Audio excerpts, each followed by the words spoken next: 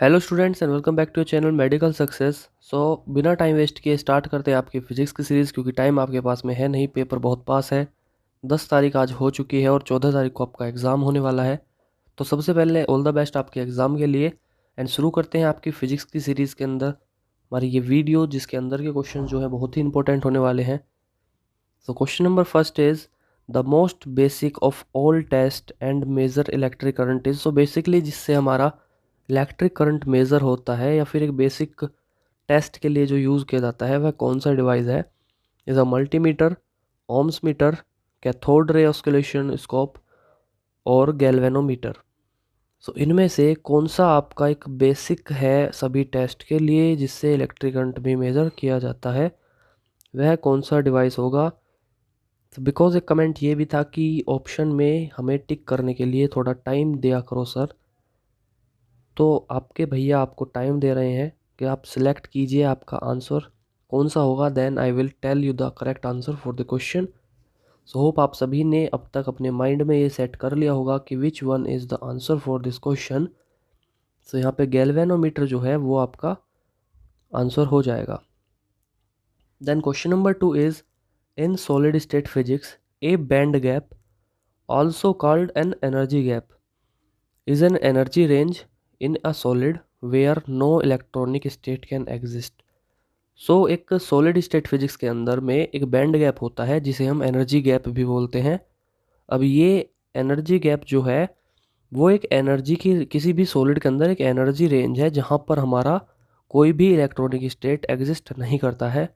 तो वहीं क्वेश्चन में ये पूछा गया है कि जो हमारा डायमंड है अगर वो 302 केल्विन पर है, यानी 302 केल्विन पर अगर हमारा डायमंड है, तो उसका जो एनर्जी गैप है वो कितना होगा। ऑप्शंस हैं आपके 1.7 ईवी, 2.6 ईवी, 10 ईवी और 5.47 ईवी। इसका करेक्ट आंसर आपका हो जाएगा 5.47 eV. Then question number 3 is the positron is called the anti-particle of electron because। आपका जो पोजिस्ट्रॉन होता है वो आपका इलेक्ट्रॉन्स का एंटी पार्टिकल बोला जाता है, क्योंकि ऑप्शंस हैं आपके पोजिस्ट्रॉन जो है उसके अपोजिट चार्ज होते हैं उसके पास, positrons have same mass, positrons annihilates with an electron और positrons collide with an electron. Correct answer इसका हो जाएगा positrons have opposite charge। Then question number 4 is gamma ray can be detected by passing them through। हमारी जो gamma rays होती हैं हम उन्हें किसके थ्रू पास कर कर डिटेक्ट कर सकते हैं कि हाँ हमारी गामा रेज प्रेजेंट हैं, गामा रेज ही हैं। First option is electric field, second is magnetic field, third is electric and magnetic fields and fourth is scintillation counter. इसका करेक्ट आंसर आपका हो जाएगा electric and magnetic fields. Then question number 5 is magnetron is used for the production of. अब जो magnetron होता है वो किसके प्रोडक्शन में यूज़ किया जाता है। X rays, cathode rays, microwaves और पॉजिटिव रेज। हमारा जो मैग्नेट्रॉन होता है वो हमारा माइक्रोवेव्स में प्रोडक्शन में यूज़ किया जाता है। Then question number 6 is the intensity of an earthquake is measured with a. हमारी जो अर्थक्वेक की इंटेंसिटी होती है वो किस इंस्ट्रूमेंट के थ्रू मेज़र की जाती है। बैरोमीटर, हाइड्रोमीटर, पॉलीग्राफ और सिस्मोग्राफ। करेक्ट आंसर हमारा होने वाला है सिस्मोग्राफ। सिस्मोग्राफ के थ्रू हमारी जो अर्थक्वेक की इंटेंसिटी है वो मेज़र करी जाती है। Then question number 7 which of the following functions is performed by a photocell. अब एक फोटोसेल के द्वारा नीचे दिए गए ऑप्शंस में से कौन से फंक्शन परफॉर्म किए जाते हैं। ऑप्शंस है आपके, it converts electric energy into radiation, जो आपकी फोटो सेल होती है वो इलेक्ट्रिक एनर्जी को रेडिएशन में कन्वर्ट कर देती है। It converts light energy into chemical energy, light energy को केमिकल एनर्जी में कन्वर्ट कर देती है।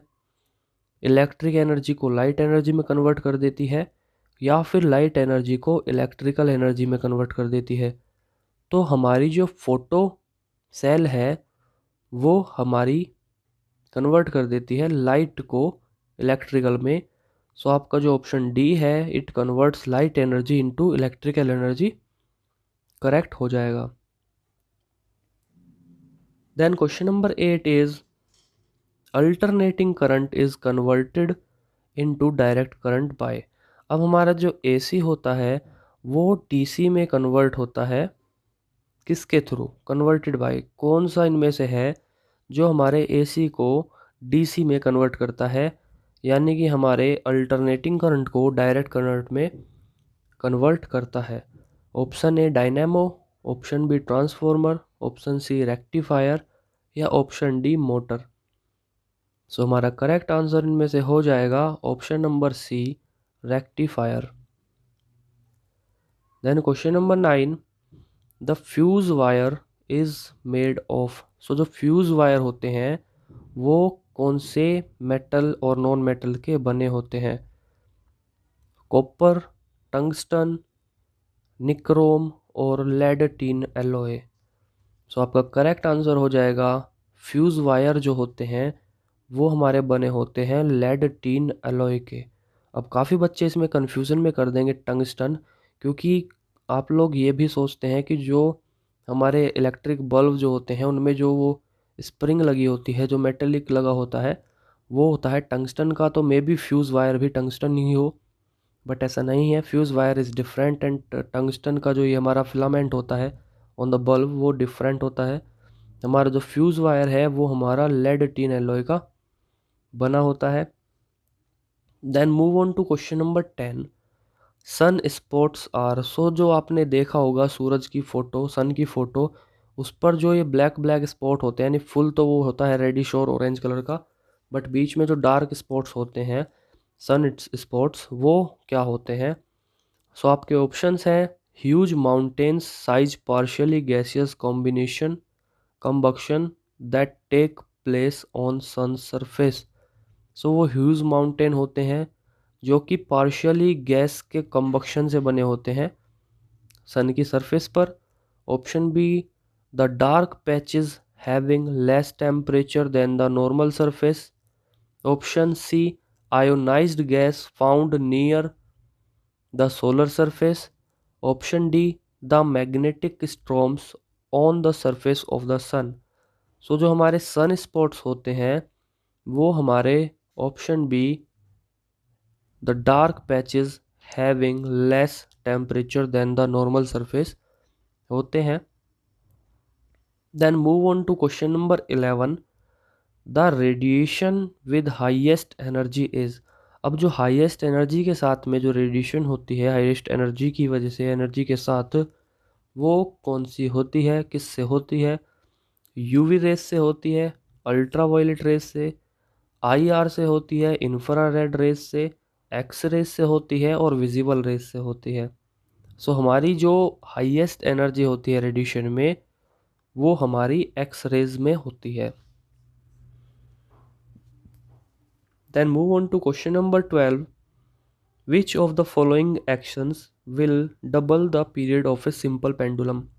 सो नीचे कुछ एक्शंस दिए गए हैं, अब हमें ये बताना है उनमें से कौन सा एक्शन अगर हम लेंगे तो जो हमारा सिंपल पेंडुलम का पीरियड है वो हमारा डबल हो जाएगा। सो आपके ऑप्शंस हैं, double the length of pendulum, option B is double the mass of bob, option C make the mass of bob times greater, और option D make the pendulum 4 times longer. So जो आपका correct answer है इनमें से वो आपका हो जाएगा ऑप्शन नंबर डी, दैट अगर हम अपना सिंपल पेंडुलम का पीरियड डबल कर देते हैं तो हमारा जो पेंडुलम है वो 4 टाइम्स लॉन्ग हो जाएगा। Then question number 13, What makes the hair of shaving brush cling together when removed from water? Options are viscosity, surface tension, cohesion, or none of these. So correct answer for this question is because of surface tension, shaving brush clings together when removed from water होते हैं. Then question number 14. Centripetal force needed to keep the moon in its orbit round the earth is provided by. अब हमारे अर्थ के orbit में moon को रखने के लिए जो सेंट्रीपिटल फोर्स होता है, नीड होता है जो सेंट्रीपिटल फोर्स मून को, वो किस चीज़ से मिलता है? Gravitation pull of sun, gravitation pull of earth, rotation around its own axis, और option D none of these. So हमारा जो करेक्ट आंसर है वो हमारा हो जाएगा because of gravitational pull of earth. हमारा जो मून है वो अर्थ के ऑर्बिट में ही राउंड राउंड घूमता रहता है. So option B gravitational pull of earth जो है वो हमारा करेक्ट आंसर हो जाएगा. Then question number 15. Bats can fly in the dark without hitting anything because. अब हमारे जो बैट्स हैं, चमगादड़ हैं, वो अंधेरे में उड़ते हैं बिना किसी से टकराए. उसका कारण क्या है? Option A they are flying mammals, क्योंकि वो उड़ सकते हैं इस वजह से. Option B they are night vision is good, उल्लू की तरह उनकी नाइट विजन भी अच्छी है. Option C they are guided by ultrasonic waves produced by them, वो जो अल्ट्रासोनिक वेव्स को प्रोड्यूस करते हैं खुद ही वो उनसे गाइड होते हैं. और option D of no scientific reason, यहाँ पे कोई साइंटिफिक रीज़न नहीं है. सो जो करेक्ट आंसर होने वाला है इसका कि बैट्स जो हैं वो अंधेरे में बिना किसी चीज़ से टकराए कैसे उड़ लेते हैं, उसका करेक्ट ऑप्शन हो जाएगा ऑप्शन नंबर सी. बिकॉज आपने ये पढ़ा भी होगा और डिस्कवरी चैनल अगर आप पहले देखते हो तो अभी भी देखते हो तो उस पर भी ये चीज़ दिखाई जाती है कि बैट जो है जब उड़ता है तो अल्ट्रासोनिक वेव्स को प्रोड्यूस करता है. एंड अगर सामने कोई ऑब्जेक्ट है, ये बैट उड़ रहा है, अगर ये बैट उड़ रहा है और सामने यहाँ कोई अगर ऑब्जेक्ट है तो उड़ते हुए जो अल्ट्रासोनिक वेव्स यहाँ से टकरा कर और वापस आएंगी इसके पास में, उससे इसे पता चल जाता है कि सामने की ऑब्जेक्ट में और मेरे में, मतलब बैट में कितना डिस्टेंस है, कितनी दूर से ये बचकर निकल सकता है. या फिर जो इमेज इसके पास बनती है ड्यू टू अल्ट्रासोनिक वेव्स, उससे भी अंदाज़ा लगाता है कि ये उसके लिए फूड है या फिर ये कोई ऑब्जेक्ट है जिससे उसे टकराने से बचना है. Then move on to question number next is 16. That as a person moves closer to a plane mirror, the size of image formed by the mirror. So जैसा कि एक पर्सन जब प्लेन मिरर की तरफ बढ़ता है तो उसकी इमेज जो है मिरर के अंदर वो कैसी होगी? इंक्रीज़ हो जाएगी, डिक्रीज़ हो जाएगी, पहले इंक्रीज़ होगी फिर डिक्रीज़ होगी, या फिर जैसी है वैसी ही बनी रहेगी? अगर एक पर्सन है ये और ये प्लेन मिरर है और ये इसकी तरफ बढ़ता है तो इसकी जो इमेज यहाँ पर बन रही है उसके साथ में क्या होगा? सो इनमें से करेक्ट ऑप्शन का हो जाएगा ऑप्शन नंबर ए इंक्रीज. यानी जब आपका ये पर्सन जो है वो चलेगा मिरर की तरफ तो इसकी जो इमेज है वो इनलार्ज होती चली जाएगी, बढ़ती चली जाएगी. Then question number 17. Primary colour of lights are. So आपकी लाइट के अंदर जो प्राइमरी कलर विजिबली होते हैं, जो प्राइमरी कलर होते हैं वो कौन से होते हैं? Option A red blue and yellow, option B blue green and yellow, option C green red and yellow, option D red blue and green. So जो आपकी एक प्राइमरी कलर होते हैं लाइट के वो आपके होते हैं ऑप्शन नंबर ए, नहीं, वो होते हैं आपके option number D, blue red and green is the correct answer. Blue red and green. Then question number 18. A pyrometer is use to measure. अब जो पायरोमीटर होता है वो क्या मेज़र करने के लिए यूज़ किया जाता है? पायरोमीटर आपका क्या होता है, जो आपने देखा होगा टेम्परेचर गन जो होती है दैट इज़ कॉल्ड पायरोमीटर. अब उससे क्या होता है, हम मेज़र करते हैं low temperature, high temperature, high pressure और लो प्रेशर। सो हमारा पायरोमीटर जो होता है उससे हम मेज़र करते हैं हमारा high temperature. Then question number 19, for the general measurement of temperature which of the following temperature are use. नीचे दिए गए टेम्परेचर में से जब हम नॉर्मली टेम्परेचर मेज़र करते हैं तो कौन सा थर्मोमीटर यूज़ होता है टेम्परेचर को मेज़र करने के लिए। Option A mercury temperature thermometer, option B vapour pressure thermometer, option C resistance thermometer या option D radiation thermometer. So जो हमारा जनरल मेजरमेंट के लिए यूज़ होता है is option number A mercury thermometer.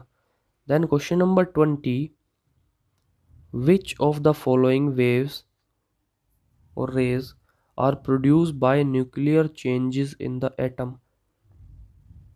अब एक एटम के अंदर जब न्यूक्लियर चेंजेस होते हैं तो वहाँ पर हमारी कौन सी रे या कौन सी वेव जो है वो प्रोड्यूस होती है। Infrared rays, gamma rays, X rays और लाइट वेव्स। सो हमारा करेक्ट ऑप्शन जो है वो हो जाएगा ऑप्शन नंबर बी। जब हमारा न्यूक्लियर चेंज होते हैं एटम्स के अंदर तो हमारी गामा रे जो है वो प्रोड्यूस होती है। Then question number 21, in a depth of flotation of a ship changes when it sails from the Arabian Sea to an Indian Ocean, it is due to। सो हमारा जो फ्लोटेशन का depth है किसी एक शिप का, जब हमने वो सेल कर रखी यानी पानी के अंदर है वो, तो जब हम उसे अरेबियन सागर से हिंद महासागर में लाते हैं, इंडियन ओशन में लाते हैं, तो वो चेंज हो जाती है। अब वो उसका कारण क्या है, क्यों चेंज होती है। ऑप्शन है आपकी चेंज ऑफ प्रेशर या change in weight of ship, change in direction और change in density of sea water. So जो आपका करेक्ट आंसर है वो हो जाएगा, बिकॉज जब आप अरेबियन सी से इंडियन सी में आएंगे तो आपके जो सी वाटर की डेंसिटी है वो चेंज हो जाती है। इस वजह से जो आपका फ्लोटेशन का डेप्थ है वो भी चेंज हो जाता है। Then question number 22, a sudden decrease in barometric pressure indicates. अब एकदम से जो आपका बैरोमीट्रिक प्रेशर है, प्रेशर स्केल है, उसमें वो अगर एकदम से डिक्रीज हो जाता है तो वो क्या इंडिकेट करता है। A stormy weather, a fine weather, a wet weather और अ ड्राई वेदर। तो अगर हमारा बोरोमीटर में बोरोमेट्रिक प्रेशर इंडिकेटर में अगर हमारा प्रेशर जो है वो एकदम से डिक्रीज हो जाता है तो वो हमारा दिखाता है एक स्ट्रॉमी वेदर को। Then question number 23, the lens use to rectify long sight is. अब जो हमारा लॉन्ग साइट को रेक्टिफाई करने के लिए लेंस यूज होता है वह कौन सा होता है। Option A concave lens, option B convex lens, option C plane concave lens और option D plane convex lens. So इसका कौन सा ऑप्शन करेक्ट हो जाएगा। आपको हम देते हैं एक लाइफ लाइन ऑफ 50-50, तो option A and option D cancel कर देते हैं। देन आप बताइए कौन सा आपका ऑप्शन है, कौन सा आपका लेंस है जो यूज़ होगा for rectify long sight. So जो करेक्ट आंसर है वो आपका हो जाएगा option number B convex lens. Then question number 24, a solar eclipse occurs when. अब एक सोलर एक्लिप्स कब होता है। ऑप्शन ए द सन और the moon and the earth are not in the same line. जब हमारे सन मून और अर्थ same line में ना हो। The moon comes between the sun and the earth, जब हमारा मून जो है वो सन एंड अर्थ के बीच में आ जाए। The earth comes between the sun and the moon, जब हमारी अर्थ जो है वो सन एंड मून के बीच में आ जाए। और the sun comes between the earth and the moon, या फिर जब हमारा सन जो है वो अर्थ के और मून के बीच में आ जाए। सो द करेक्ट आंसर जो हमारा होने वाला है for this question, I hope आपने सोच लिया होगा कि कौन सा हमारा ऑप्शन करेक्ट होगा for solar eclipse. So option number B जो है the moon comes between the sun and the earth, तब हमारा जो ग्रहण है वो लग जाता है। देन क्वेश्चन नंबर 25 जो आपका होने वाला है अजर्सन एंड रीजन वाला क्वेश्चन। जो कि आपने पहले भी कभी ट्राई करे होंगे of assertion and reason, and you know as very well कि कैसे अजर्सन एंड रीज़न वाले क्वेश्चंस को करते होंगे, जहाँ पे आपका अजर्सन दिया जाता है सेम एज आपका एक रीज़न दिया जाता है, यानी आपको एक पॉइंट दे दिया गया कि ऐसा कुछ हुआ और वो इस कारण से हुआ।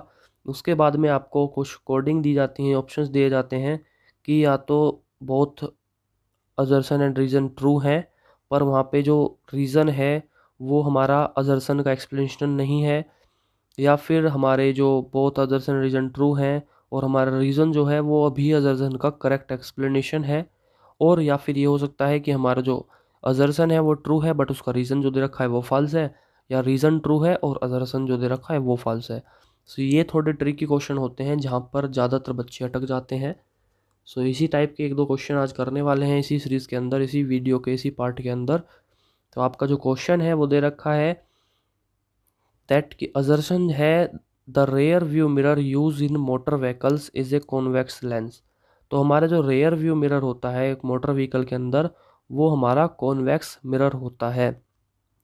ये आपका असर्शन है, यानी आपने ये अप्लाई कर रखा है, ये आपको एक कंडीशन दी गई है कि ऐसा है।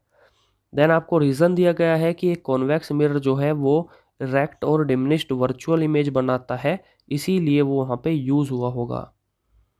सो इसमें अब आपको बताना है कि आपका असर्शन ठीक है या रीज़न ठीक है, या फिर दोनों दोनों चीज़ें ठीक हैं, या फिर जो आपका असर्शन है रीज़न करेक्ट उसका दे रखा है, करेक्ट एक्सप्लेन कर रहा है, या फिर जो रीज़न है वो असर्शन को एक्सप्लेन नहीं कर पा रहा है।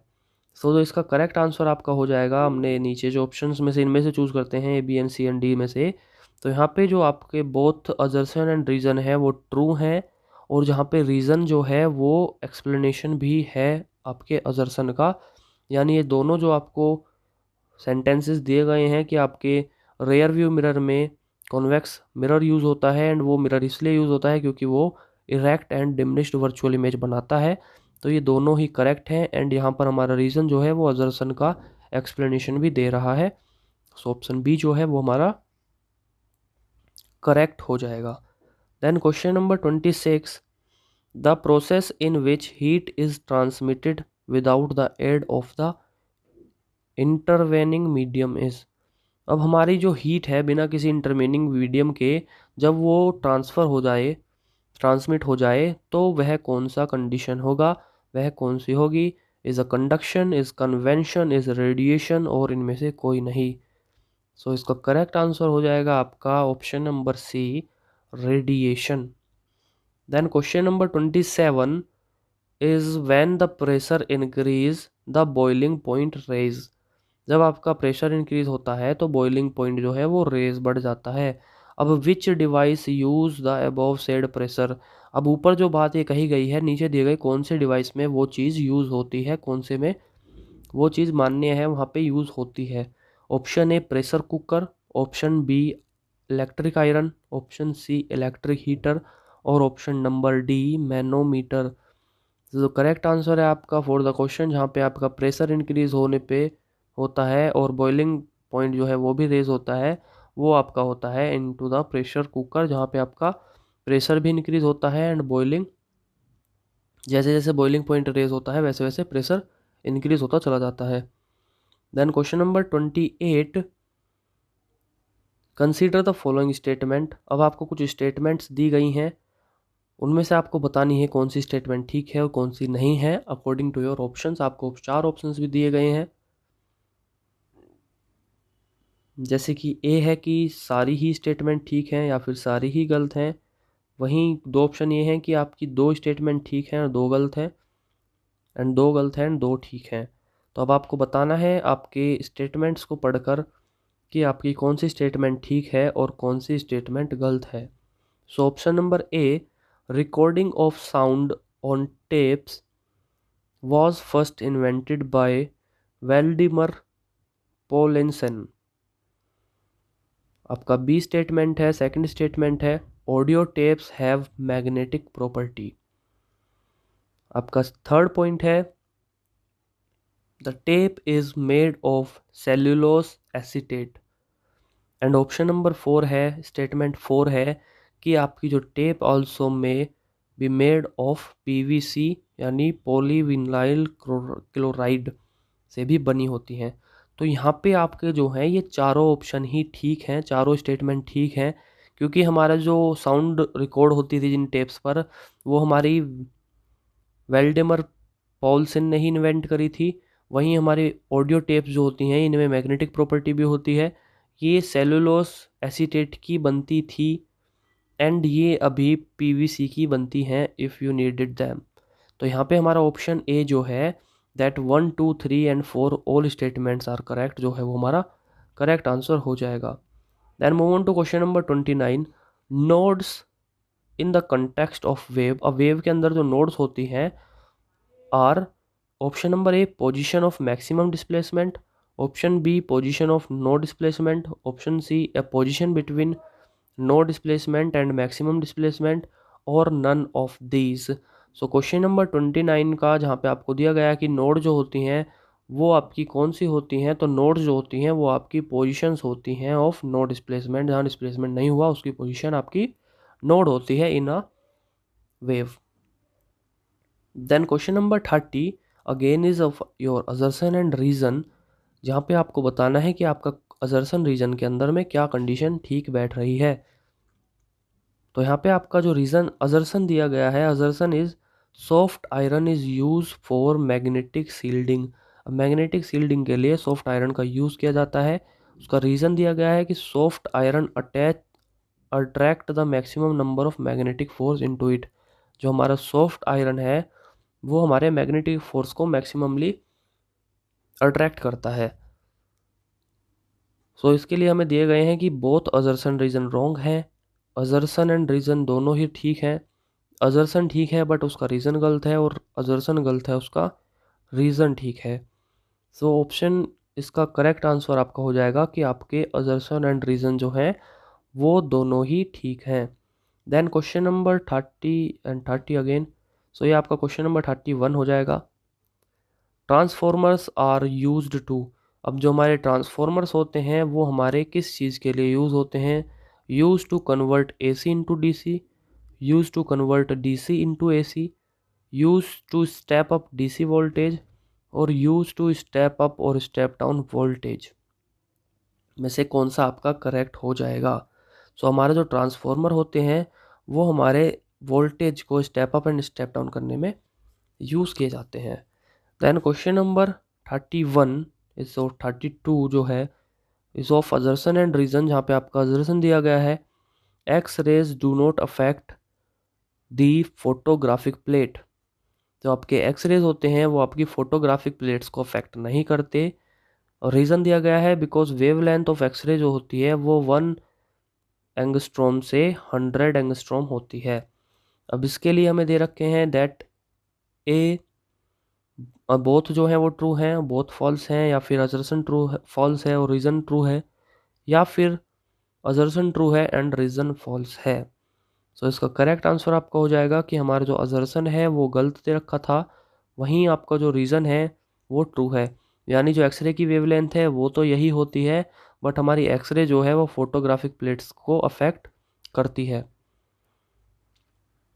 Then question number 32 is the instrument use to measure the radioactivity is. अब हमारा जो इंस्ट्रूमेंट रेडियो एक्टिविटी को मेज़र करने के लिए यूज़ किया जाता है वह कौन सा है? Option A Geiger Muller counter, radio compass, radio micrometer और रेडार। सो आपका जो इंस्ट्रूमेंट है रेडियो एक्टिविटी के लिए यूज़ होता है, मेज़र करने के लिए यूज़ किया जाता है, is your option number A Geiger Muller counter. Then question number 33 the instrument use to test the purity of milk is.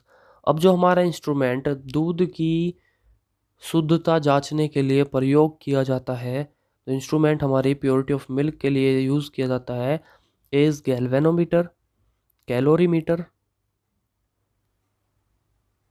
Polarimeter और लैक्टोमीटर। सो हमारा जो मिल्क के लिए यूज़ किया जाता है प्योरिटी टेस्ट करने के लिए वो हमारा किया जाता है lactometer. So question number 34 is the velocity of free falling body. अब जो आपकी फ्री फॉलिंग बॉडी है उसकी वेलोसिटी जो है वो डिक्रीज होगी, इंक्रीज होगी, कांस्टेंट रहेगी, और वो इंक्रीज भी हो सकती है और डिक्रीज भी हो सकती है। सो जो करेक्ट आंसर है इसका वो हो जाएगा, हमारी फ्री फॉलिंग बॉडी जो है उसकी वेलोसिटी वो इंक्रीज भी हो सकती है, नहीं ये नहीं होगा, इसका करेक्ट ऑप्शन होगा इंक्रीज, ऑप्शन नंबर बी, कि हमारी जो फ्री फॉलिंग बॉडी है उसकी वेलोसिटी इंक्रीज होगी। अब आपको कमेंट सेक्शन में ये बताना है कि फ्री फॉलिंग बॉडी के ऊपर कौन सा फोर्स अप्लाई हो रहा है जिसकी वजह से उसकी वेलोसिटी जो है वो बढ़ती जा रही है। देन क्वेश्चन नंबर 35, आपको अगेन कुछ स्टेटमेंट्स दी गई हैं जिसमें से आपको बताना है कि कितनी स्टेटमेंट ठीक हैं और कितनी स्टेटमेंट गलत हैं। अब स्टेटमेंट फर्स्ट है कि pressure pressure is measured in newton per metre square. Second is stress is the force acting on unit area. Option third, statement third, stress and pressure have the same unit. And statement fourth, stress is one half of the pressure in a specified area. अब आपको बताना है कि इनमें से कौन सी statement correct है एंड कौन सी स्टेटमेंट करेक्ट नहीं है। क्वेश्चन आपका 35 एंड आपको दिया गया है कि वन एलोन, यानी कि केवल पहली स्टेटमेंट ठीक है, पहली और दूसरी स्टेटमेंट ठीक है, पहली दूसरी और तीसरी ठीक है, या फिर सारी की सारी स्टेटमेंट ही ठीक है। तो आपकी क्वेश्चन नंबर 35 फिर 4 स्टेटमेंट, इसका करेक्ट आंसर आपका हो जाएगा कि आपकी पहली, दूसरी एंड तीसरी जो स्टेटमेंट है वो ठीक है, यानी कि stress is one half of the pressure in the specified area ये नहीं होती है, ये तीनों स्टेटमेंट आपकी ठीक है। Then question number 36 is momentum of a moving body is depend upon its mass alone, is depends upon its velocity alone, its depends upon both its mass and velocity, और it does not depends upon its mass and I guess velocity. So correct answer आपका हो जाएगा, आई hope आपने टिक कर लिया होगा, सोच लिया होगा which one is the correct answer for that momentum of a moving body is depends upon both its mass and velocity. So आपकी जो एक मूविंग बॉडी की मोमेंटम है वो आपकी उस बॉडी की मास पर एंड वेलोसिटी पर डिपेंड करेगा। Then question number 37, which of the following is a proper sequence of colour in decreasing order of wavelength. अब वेवलेंथ के डिक्रीजिंग ऑर्डर में कौन सा कलर सिक्वेंस जो है वो करेक्टली लिखा गया है। Red blue violet, green orange indigo, red green orange और blue green yellow. So wavelength के डिसेंडिंग ऑर्डर में कौन सा करेक्टली लिखा गया है आपको ये बताना होगा। सो आई होप आपने टिक कर लिया होगा, आपका आंसर सोच लिया होगा that which one sequence is proper in the decreasing order of wavelength. So आपका करेक्ट आंसर जो है वो हो जाएगा रेड ब्लू एंड वॉयलेट जो है वो डिक्रीजिंग ऑर्डर ऑफ वेवलेंथ में रखे गए हैं। Then question number 38, least distance of distinct vision is near equal to. So आपका जो लीस्ट डिस्टेंट है ऑफ डिस्टिंक्ट विजन का डिस्टेंस जो लीस्ट है वो लगभग किसके बराबर है, 1 मीटर के, 0.25 मीटर के, 0.5 मीटर के और 0.2 मीटर के। सो आपका जो करेक्ट आंसर है वो हो जाएगा 0.25 मीटर।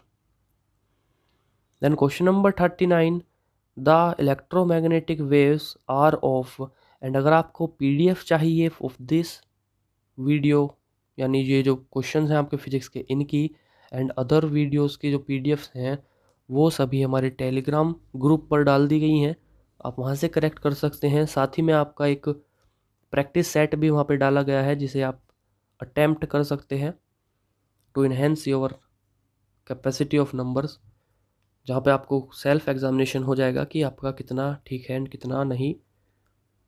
सो आप हमसे अगर कोई डाउट है तो वो भी उस ग्रुप में या फिर पर्सनली डीएम कर सकते हैं on our Telegram and Instagram, जिसके दोनों हैंडल्स हमने अपने इंस्टाग्राम के बायो में डाल रखे हैं, ऑफ यूट्यूब बायो में डाल रखे हैं, and also we will put them in the comment section. So अगर आपने अभी तक ग्रुप ज्वाइन नहीं किया डाउट ग्रुप, आप अगर आपको डाउट हो तो आप वो ज्वाइन कर सकते हैं, अगर ना हो तो कोई ज़रूरत नहीं है। चलते हैं अपने क्वेश्चन पे, जहाँ पे आपकी इलेक्ट्रोमैग्नेटिक वेव्स जो हैं वो प्योरली इलेक्ट्रिकल होती हैं नेचर में, वो प्योरली मैग्नेटिक होती हैं नेचर में, और उनका लॉन्गिट्यूडनल होती है नेचर में, या फिर नेचर में वो ट्रांसवर्स होती हैं। सो करेक्ट आंसर है आपका जो इलेक्ट्रोमैग्नेटिक वेव्स होती हैं वो होती हैं transverse in nature. Then next question is land and sea breezes are due to. अब लैंड एंड सी ब्रिजेस होते हैं वो होते हैं because of conduction of heat, convection of heat, radiation of heat और differential heating between land and C.